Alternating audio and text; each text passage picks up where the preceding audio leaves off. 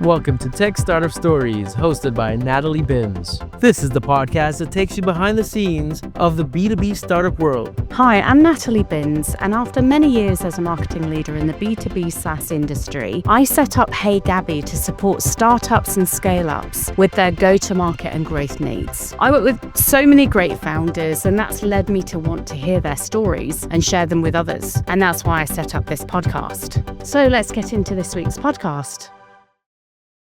Hi, everyone. Welcome to this week's podcast. This week, I'm speaking with João Cabral, and he is the founder and CEO of Nexum Pensions. Welcome to the show.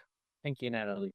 I'm really glad to have you on the show because I know that you have been building this business. You've been doing this for a little while now, and I'd love to hear your story as to how you went from being an employee to being a founder. Of course. So I think it all started at my previous employer. So I worked as a product manager for a company called Octopus Money. And at the time I was building our pension proposition. And in the course of my work of developing that proposition, I encountered a problem, which I thought just it needed to be solved. But the more I dug into the problem, I understood that it could not be solved from within my previous employer. It would have to be a separate entity in order to serve the clients, solve the problem for the clients, but as well for pension providers. And then just that's how it got started. Luckily, I presented the idea back to my employer, and they liked it to the point that they invested some money in getting this business set up. So they're now kind of the biggest shareholder. And now we're at it, building the business. That must be such a journey and must feel good to know that they trusted you well enough to put their money where their mouth was and invest in the business. It was a bit frightening at the beginning because I would go and I went on to pitch the board, but pitch the deck to the different leaders of the divisions up until the CEO of the group, who gave kind of the final sign off. But yeah, then I think the biggest emotional challenge for me it was immediately after I got they said yes, because that's when kind of the penny dropped on me that it was really happening. I was really leaving my safe employment, and I was really going to have to give it a go of building this thing that I've just had on a pitch deck and sold to a bunch of people. And that was a very emotional day. I can remember. I can imagine. And it is a safe environment to be an employee. Not always, obviously, with layoffs in certain companies. And, sometimes the market can be challenging. But to go from knowing that you've got X number of holiday days a year, you've got these benefits, you've got people around you to support you, to then suddenly kind of going it alone, that is a huge leap of faith. Did you always want to be a founder, or is this just kind of snuck up on you? I don't think I've always or ever wanted to be a founder. What I think I've always wanted to do was to build something that solved the problem, to build something that was really innovative. So I'm originally from Lisbon, Portugal. And while in university, 10, 13, 15 years ago, I saw the launch of Uber at the time, and I was amazed in Lisbon.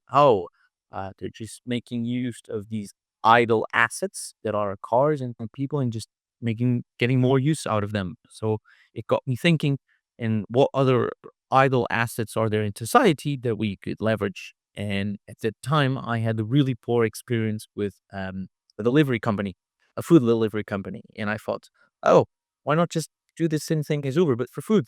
We have people running around with their wraps and deliver food for you. And and later on, I found out that there was a company in the UK called Deliveroo. But I tried to do that. I was very young. I was 18 in university. Tried to pitch into some startup contest. But then eventually, kind of just put the idea to the side. Finished my degree. But I think that was responding to your original question. I always thought I wanted to build something, and I think that's where I get the most joy in my day to day, when I'm presented kind of with the problems and I need to build a product and the solution for it. So I think that's what kind of motivates me more, is just creating something out of thin air, and now it exists and people and sees it. Absolutely. And so tell us a little bit more about this problem that you've solved or you're solving.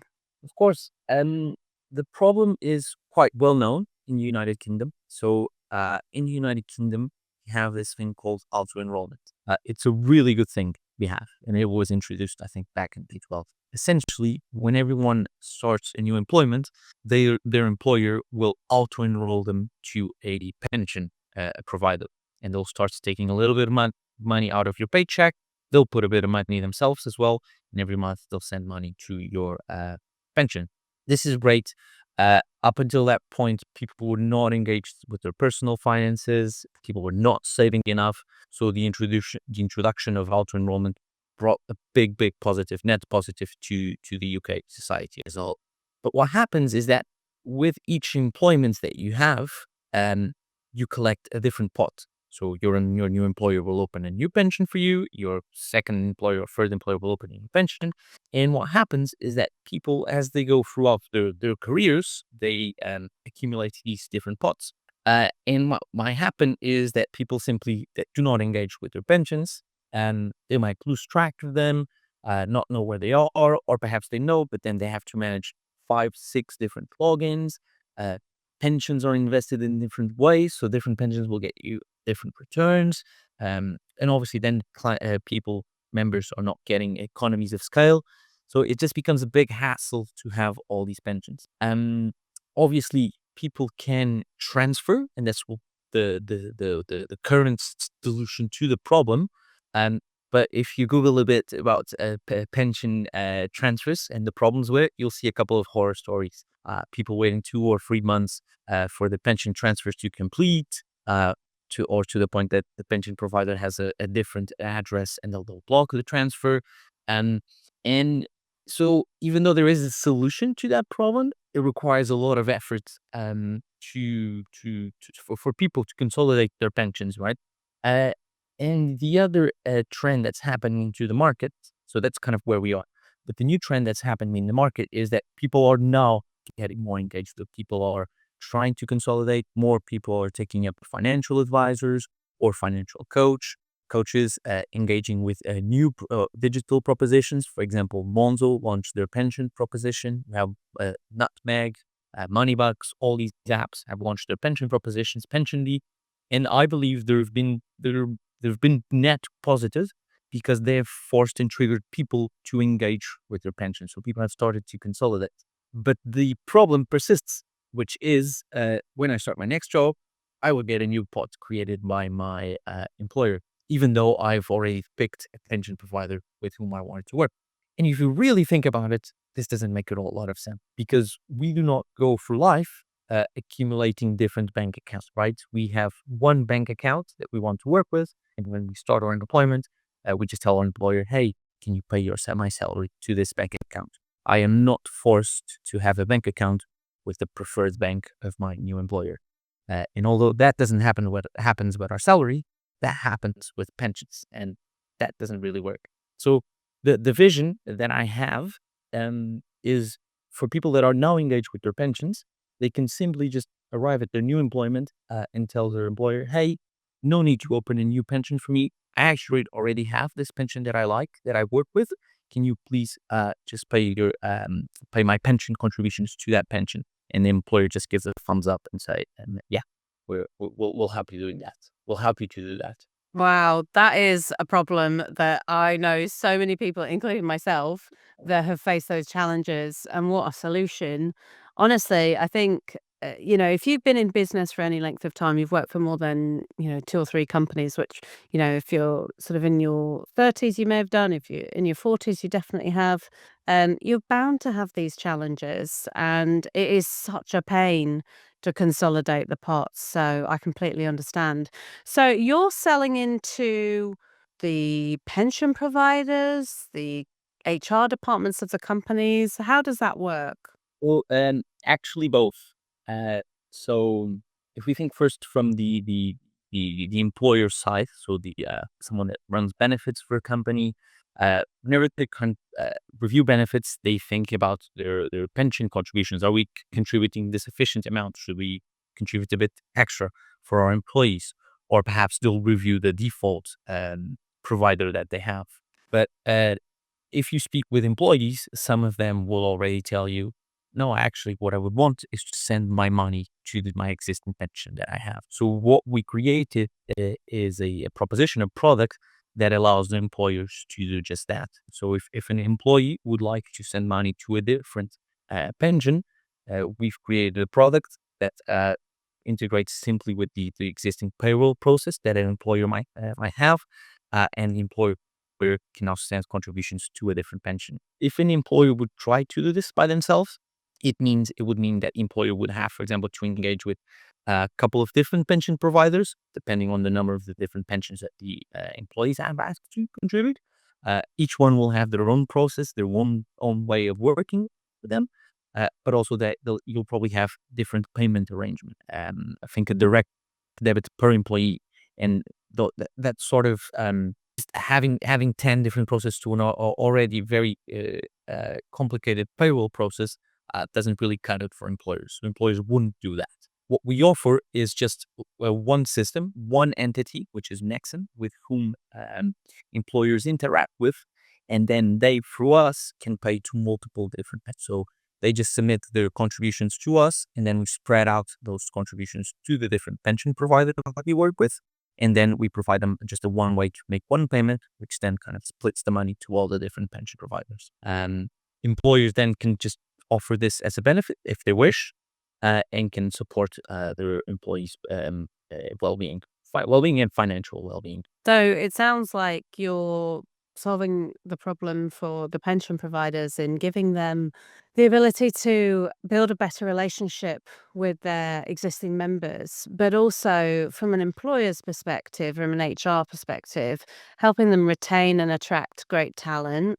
I think often when you join an organization, it's probably a real mix of people that when they hear pensions, they yawn and just kind of see it as, oh, it's a tick box, I have to do that. And then other people that are actively engaged that are, ask lots more questions and really want to dig in. So interesting stuff. So in terms of being, a product guy, you had this great idea. How did you then put that into practice? I know that you mentioned that you pitched that internally, you got sign off, you got funding, and then you're suddenly on your own building Nexum.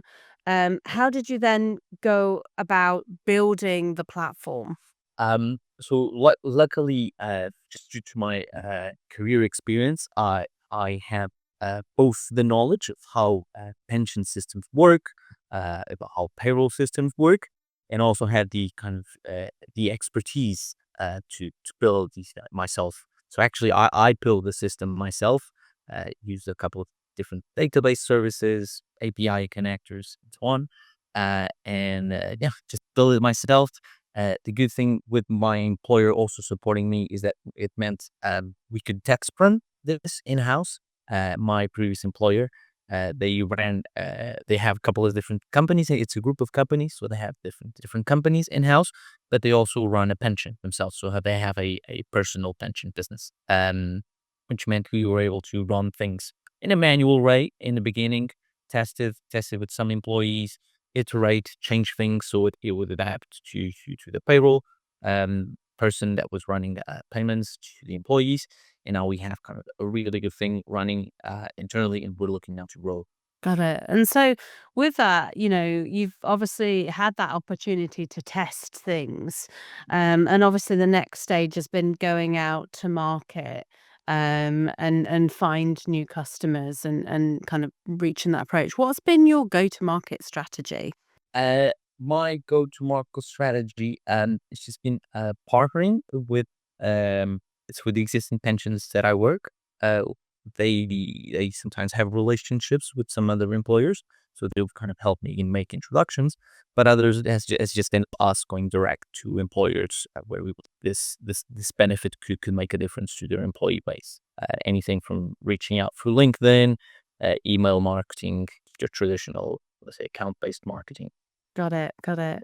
And in terms of your long-term vision for the company, where do you see this going? Ah, uh, do you know a company called UK Power Network? Yeah. A power company. So essentially, the way electricity works in the UK, and I'll make this metaphor, this comparison, is that you have all these brands that sell you electricity. Brands like Octopus Energy, BT, I think even Talk Talk sells you energy. But they are a brand. They serve you. They sell you energy. But in the back, you have a couple of different companies like UK Power Network, who just power the movement of uh, electricity from providers to your home.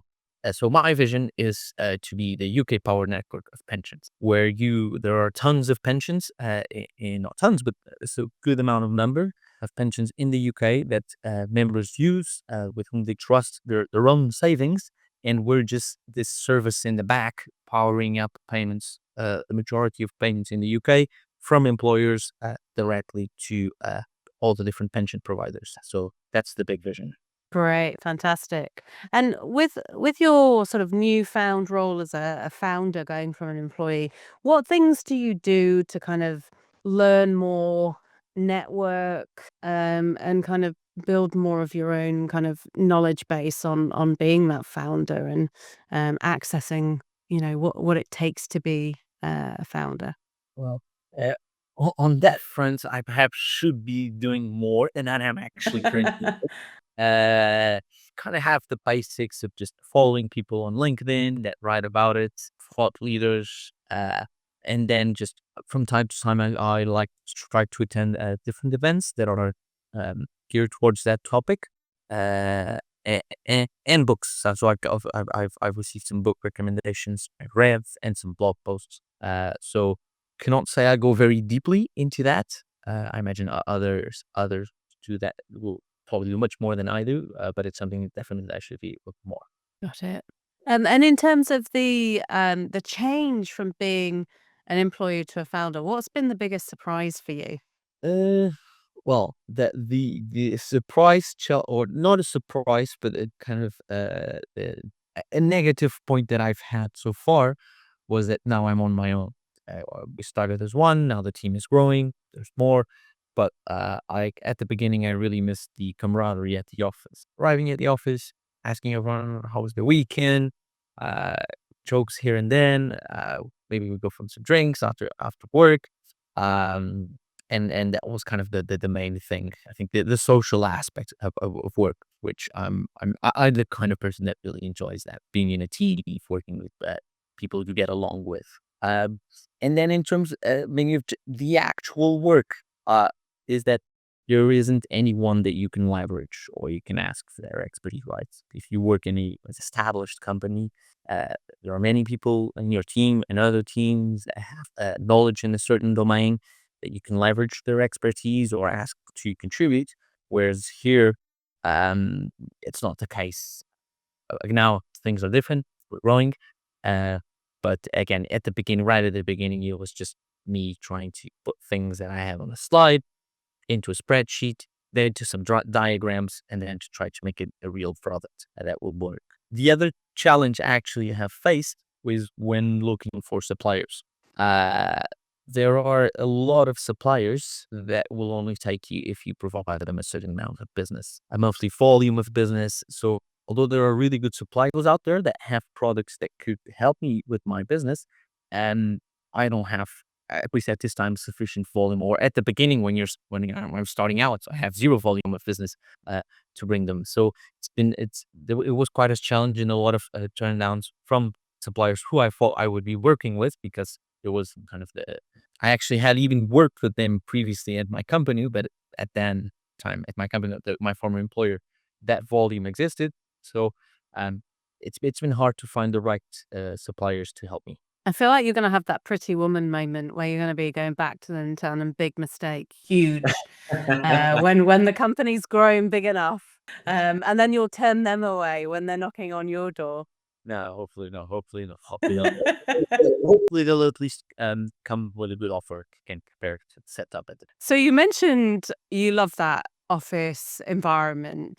What are your plans in terms of building the team with Nexum? Are you going to have an office? Are you going to be remote? Um, Great question. bit up in the air. Uh, what what I'm intending to is remote, but with a quarterly catch-ups. So, as in, for example, remote, and then a week in London, where the whole team meets, review the quarter has just passed, plan for the next quarter, what are our goals, and then just repeat. Again, I have no experience in terms of knowing that if this might work or not. But I've seen some companies, a company that I follow, it's a payroll company called Pay Captain, and I believe they have a similar setup in the sense that they are remote, but they organize these quarterly in person. So that's what I'm tending towards. And you're all remote at the moment, aren't you? All fully remote. Luckily, our kind of main backer allows us to use some of their facilities. So whenever I'm in London, I can leverage some of their office space. Um, so yeah, so that's kind of current setup. We'll then work towards the one that I just made. Got it. So what sort of a culture are you building with the company? Great question. Again, perhaps not one of those things that I've given sufficient thought just yet. Perhaps due to the stage that the company is in, but definitely need to. I at least the way I like to work, or I prefer to work with former managers and colleagues, is transparency and just being direct. Which sometimes I may have been accused of being too direct uh, in working relationships. But if you do it in such a way, you you don't do it for the sake of being direct. You're doing it because I just want to get information across faster, with the purpose of improving the business and improving the. And so definitely, I think those would be two things that I would like to instill and have in the culture of the company. And perhaps then the second one would just be, I don't know if it even is a word, but inventiveness. Uh, just to think what can you invent to solve problems? Like, because what we're doing now is we've just invented something to solve a problem that whenever I speak with someone, they think it's the status quo, right? And whenever I tell them about the solution, the first thing, oh, why didn't anyone thought about it that before? It seems so simple. Uh, Always not knowing then at face value, it looks very simple. But then in the back, connecting to all these different systems, all these payroll systems, pension systems, there's a lot of heavy lifting work. But yeah, I would say those are the two things that are in my mind that I would like people to share in the culture. That totally makes sense. I think that desire for having a team that are open and sharing ideas and also having that innovative mindset of coming up with, new solutions to perhaps longer term problems is great. So what would you share with your former self back when you were an employee in terms of advice? If you were to kind of give yourself advice on how to go about building this startup from the beginning? Great question. Speak with more people more often, I would say, because in the beginning you might get on to building mode right away, because particularly people who are your partners and or kind of you're leveraging them as well in your final product, your final service. Uh, but also if you are like we are in a kind of a B2B2C business where we kind of provide a service for others to distribute to their clients or employees.